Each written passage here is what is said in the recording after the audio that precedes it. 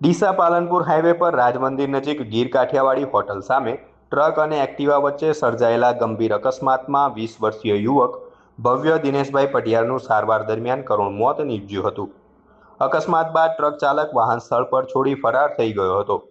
આ મામલે ડીસા દક્ષિણ પોલીસે ગુનો નોંધી વધુ તપાસ હાથ ધરી છે. મળતી માહિતી મુજબ ડીસાના 3 હનુમાન મંદિર નજીક MK પાર્કમાં રહેતા ભવ્ય દિનેશભાઈ પટિયાર પોતાના મિત્રો સાથે પાલનપુર સ્થિત ટોયોટા શોરૂમમાં નવી કાર જોવા ગયા હતા. પરત ફરતી વખતે રાજમંદિર નજીક ગીર કાઠિયાવાડી હોટલ સામે તેમણે પોતાની એક્ટિવા પાર્ક કરી હતી. ત્યારબાદ ભવ્ય એક્ટિવા લઈને ઘર તરફ જઈ રહ્યો હતો ત્યારે પાછળથી પૂરપાર ઝડપે અને બેદરકારીપૂર્વક આવી રહેલા ટ્રક ચાલકે તેને જોરદાર ટક્કર મારી હતી.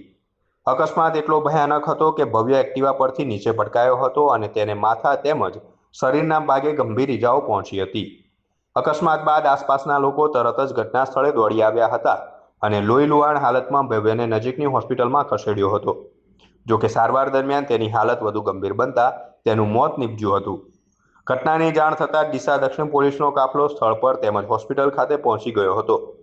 પોલીસે મૃતદેહને પોસ્ટમોર્ટમ માટે ડીસા સિવિલ હોસ્પિટલમાં મોકલી આપ્યો હતો. યુવકના અકાળ અવસાનથી પટિયાર પરિવાર તેમજ માળી સમાજમાં ઘેરો શોક વ્યાપી ગયો છે. ફરાર ટ્રક ચાલકને ઝડપી પાડવા માટે પોલીસે તપાસના ચક્રો ગતિમાન કર્યા છે.